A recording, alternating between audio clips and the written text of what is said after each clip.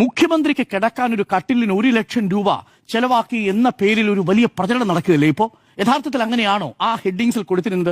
Furniture and office കോംപ്ലക്സിലേക്കും ഒപ്പം ഈ ആഗോള സംഘവുമായിട്ട് ഭാഗമുള്ള ഗസ്റ്റ് ഹൌസിലേക്കും വേണ്ടിയിട്ട് 3,80,000 രൂപയുടെ ഫർണിച്ചർ അല്ലേ വാങ്ങിയത്? മുഖ്യമന്ത്രി ആ പുതിയ കട്ടിലും മേശയും കൊണ്ടിട്ട് റൂമിൽ പോലും അല്ല കിടന്നത്. സപ്രപഞ്ചക്കട്ടിൽ എന്ന മട്ടിലുള്ള പ്രചരണം നടത്തുകയാണ്. അതായത് നോക്കൂ, എങ്ങനെയാണ് നയതന്ത്രത്തിലൂടെ സ്വർണ്ണക്കടത്തി നടത്തിയത്. ആ സമയത്തുണ്ടായ വലിയ വിവാദമായിരുന്നു ബിരിയാണി ചെമ്പിലൂടെ സ്വർണം കടത്തി.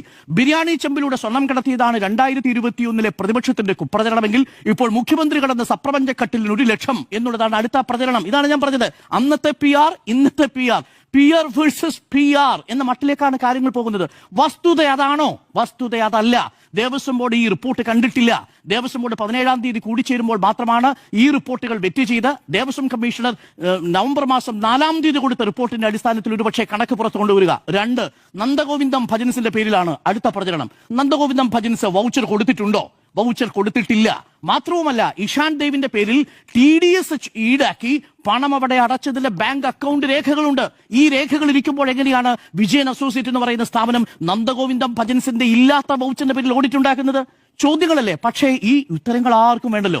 പ്രചരണമാണ്, അഴിച്ചുവിടുകയാണ് ആഗോള അയ്യപ്പ സംഗമത്തിലൂടെ. 3-ാമത്തത്, ദേവസ്വം ബോർഡിന് പണം കിട്ടിയോ? കിട്ടി. ദേവസ്വം ബോർഡിന് കിട്ടിയ പണത്തെക്കുറിച്ചാണ് നവംബർ മാസം തന്നെ 44-ാമത്തെ ദിവസം ദേവസ്വം കമ്മീഷൻ കൊടുത്ത റിപ്പോർട്ടിലുണ്ട്. 3 കോടിയെ ചിലവാക്കിയുള്ള ആർക്കും അന്വേഷിക്കാവുന്ന കാര്യമല്ലേ? അതല്ലേ ദേവസ്വം മന്ത്രി പറഞ്ഞത്? ദേവസ്വം മന്ത്രി പറഞ്ഞതിൽ എവിടെയെങ്കിലും തെറ്റുണ്ടോ? ഇല്ലല്ലോ. വീഴ്ച സംഭവിച്ചത് കമ്മീഷണർക്കാണ് എന്നത് മറച്ചുവെച്ച് ഇതിനെ പൂർണ്ണമായും സർക്കാരിനെ അടിക്കാനുള്ള ആയുധമാക്കി മാറ്റി. ഈ പോറ്റിയെ കയറ്റിയത് സഖാക്കളാണ് എന്ന് പറഞ്ഞു നടന്ന കോൺഗ്രസിന് ഒടുവിൽ അതിപ്പോ തിരുത്തി പാടേണ്ടി വരുന്ന സാഹചര്യമല്ലേ? PR പറഞ്ഞതുപോലെ നമ്മുടെ ചർച്ചയിലല്ലേ അജയ് തറയിൽ പറഞ്ഞത്, ഈ ഉണ്ണികൃഷ്ണൻ പോറ്റി സന്നിധാനത്ത് വരുന്നത് 2004-ലാണെങ്കിലും ഔദ്യോഗിക ചുമതലകൾ ഏറ്റെടുക്കുന്നത് 2007-ലാണ്. അന്ന് G. രാമൻ നായരാണ്. G. രാമൻ നായർ ആരാണ്? UDFന്റെ ദേവസ്വം ബോർഡിന്റെ പ്രസിഡന്റാണ്. അതിനുശേഷമാണ് CK ഗുപ്തൻ വരുന്നത്. എന്ന് പറഞ്ഞാൽ അതിന്റെ അർത്ഥം എന്താ? ഈ ഉണ്ണികൃഷ്ണൻ പോറ്റിയെ സന്നിധാനത്ത് കയറ്റിയത് UDFന്റെ ബോർഡ്. ഉണ്ണികൃഷ്ണൻ പോറ്റി സന്നിധാനത്ത് 2014-ലെ ദേവപ്രശ്നത്തിന് ശേഷം കൂടുതൽ ആക്റ്റീവായി സ്പോൺസറായിട്ട് മാറുന്നത് പ്രയാർ ഗോപാലകൃഷ്ണന്റെ കാലത്ത് 7 പരിപാടികളാണ് പ്രയാർ ഗോപാലകൃഷ്ണന്റെ പരിപാടികളിൽ പങ്കെടുത്തത്. യുവതീ പ്രവേശനവുമായി ബന്ധപ്പെട്ട ആചാര പരിപാടികളിലടക്കം പ്രയാർ ഗോപാലകൃഷ്ണനോട് ഒപ്പം പങ്കെടുത്ത ആളാണ് ഉണ്ണികൃഷ്ണൻ പോറ്റി. അടൂർ പ്രകാശ് നമ്മളോട് പറഞ്ഞതെന്താ? മാധ്യമങ്ങളെ അറിയിച്ചിട്ടായിരിക്കും ഞാൻ ചോദ്യം ചെയ്യാൻ പോകുന്നതെന്നല്ലേ നമ്മളോട് പറഞ്ഞത്? നമ്മൾ അറിഞ്ഞോ? അടൂർ പ്രകാശിനെ ചോദ്യം ചെയ്യാൻ പോകുമ്പോൾ അടൂർ പ്രകാശ് നമ്മളെ വിളിച്ചു പറഞ്ഞോ? പറഞ്ഞില്ലല്ലോ. സ്വന്തം ഔദ്യോഗിക വാഹനം ഒഴിവാക്കി സ്വകാര്യ വാഹനത്തിലല്ലേ ഈ പറയുന്ന ക്രൈംബ്രാഞ്ച് ആസ്ഥാനത്തേക്ക് അടൂർ പ്രകാശ് പോയത്. അപ്പോ എന്നിട്ട് ജനങ്ങളുടെ മുന്നിൽ പറയുന്നത് എന്താ? സ്വർണ്ണക്കൊള്ള നടത്തിയത് മുഴുവൻ സഖാക്കളാണ്.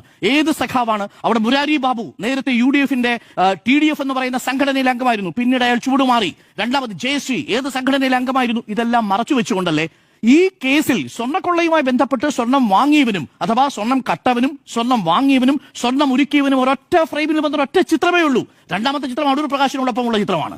ആദ്യത്തെ ചിത്രം എന്ന് പറയുന്നത് സോണിയാഗാന്ധിയോടൊപ്പമുള്ള ചിത്രമാണ്. എന്നിട്ടും അതെല്ലാം മറച്ചുവെച്ച് ആ വലിയ പ്രചരണം അഴിച്ചുവിടുന്നു. വലിയ ഗാനത്തിന്റെ അകമ്പടിയോടുകൂടി ആ പ്രചരണം അഴിച്ചുവിട്ടിട്ട് ഒടുവിൽ അത് തിരിച്ചടിക്കുന്ന സാഹചര്യം വന്നപ്പോൾ അടുത്ത ആയുധം കൊണ്ടുവരുന്നു. ആഗോള അയ്യപ്പ സംഗമവുമായി ബന്ധപ്പെട്ട വിവാദം കൊണ്ടുവരുന്നു. ഇങ്ങനെ വിവാദങ്ങളിലൂടെ അധികാരം പിടിച്ചെടുക്കാമെന്ന് പറഞ്ഞു പോകുമ്പോൾ നമുക്ക് നഷ്ടപ്പെടുന്നത് എന്താ? കേരളം രാഷ്ട്രീയം ചർച്ച ചെയ്യേണ്ട പ്രധാനപ്പെട്ട വിഷയങ്ങളായിരുന്നില്ലേ? തൊഴിലുറപ്പ് പദ്ധതിയുമായി ബന്ധപ്പെട്ട വിഷയം ഇപ്പോൾ ശൈലജ ടീച്ചർ അങ്ങനെ പറഞ്ഞതുകൊണ്ട് സാമൂഹ്യ മാധ്യമങ്ങളിൽ ശൈലജ ടീച്ചറിന് വലിയ ആക്രമണമുണ്ട്. തൊഴിലുറപ്പ് പദ്ധതി ഇടതുപക്ഷത്തിന്റെ ബ്രെയിൻ ചൈൽഡാണ്.